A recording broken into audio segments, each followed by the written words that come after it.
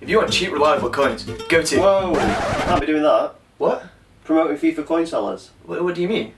EA states that you violate its terms of service if you promote, encourage, or take part in any activity involving hacking, cracking, phishing, taking advantage of exploits or cheats, and or distribution of counterfeit software and or virtual currency items. What, so I can't buy the coins anymore? Nope. Well, I don't see the point in playing. What's the point? If I can't get the good players, then... Hang on. We can manipulate the market. What do you mean? Pump and dump. Well, what's pump and dump? A pump and dump scam occurs when an investor promotes a stock they own and sells it once the value has risen due to the increased interest in the stock. What, so I just tell people my players are good? Essentially, that is the idea. Great. Hang on. Take a look at the graph. From 5th of August to the 25th of November, this tiny software company's stock was at a fairly consistent value. However, after some promotion, you can see a spike in the stock price. Okay, so let's say I take this card, and I say, well, his pace is really good, I've scored loads of goals with him. He's a beast, guys, you should definitely buy him. Then, just list him on the transfer market and watch the coins roll in. Kind of. Great.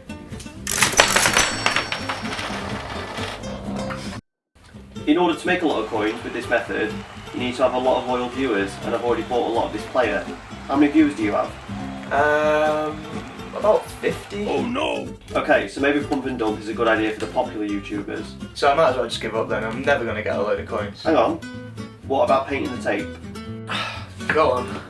The term painting the tape is named this way because it originated when stock market prices were transmitted on ticker tape. If someone was to paint the tape, they would create some kind of activity in order to increase the price of a stock. This increased activity is an attempt to attract other investors to buy stock at a higher price. This was actually done in the 1980s by 4 businessmen working for Guinness. Guinness, you say? Got an idea. Why don't I see how much Guinness I can drink while you finish off explaining painting the tape? Ernest Saunders, Jack Lyons, Anthony Paines and Gerald Robinson were paid by Guinness to buy shares in Guinness at an inflated rate. This activity caused an increase in the share price of Guinness. Other people invested money into Guinness based on the fall's investment. This artificial increase and spike in investment allowed Guinness to be able to afford to buy the Distillers Company. 2. It's okay. Let's try painting the tape.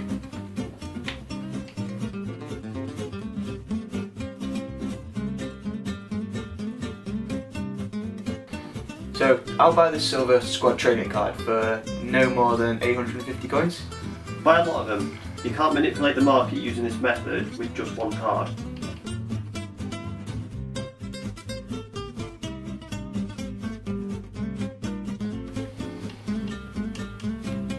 Okay, no. You need to set a value on these cards. Oh, okay. So, about 2,000 coins? In order to manipulate the market, you need to make the inflated value believable and affordable. List the cards for a starting bid of 900 coins and then buy it now at 1,000. Oh, okay, all at once? Yeah, you need to make the other players believe that all the cards on the market are worth that much. List them all for 1 hour and wait. While we wait for the cards to sell, let's recap. EA wants players to buy FIFA points from them and exchange those points for packs of players. These players then have a value of in-game coins. However, the coins actually have no monetary value as far as EA are concerned. Players began buying and selling coins in dark pools for real money outside of EA's controlled marketplace. EA did not like this because they didn't receive any money, so they began banning players they found to be involved in this activity.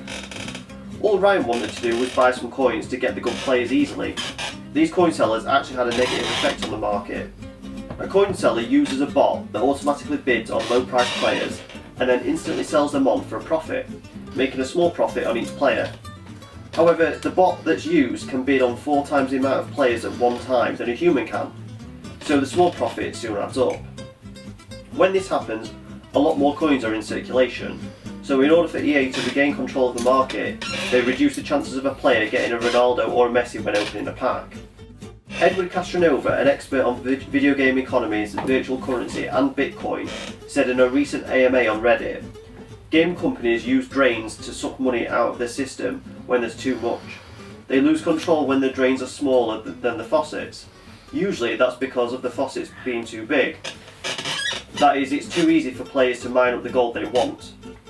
This drives the value of that player up. Once the value has been raised and the players are still being bought at this inflated rate, EA lifts more coins from the market as it taxes players for each transaction made. You done? Have the auctions finished yet? Yeah, I think they have. Let's have a look. Oh, it works! It actually works! Yes, manipulation of the stock market is illegal. However, manipulating EA's market isn't. Painting the tape doesn't create a constant increase in the value of the card, so you can repeat the process over and over again. But some may argue that it is against the spirit of the game. EA probably aren't too concerned with the spirit of the game, and are more concerned with money not going to them when coins are bought rather than earned.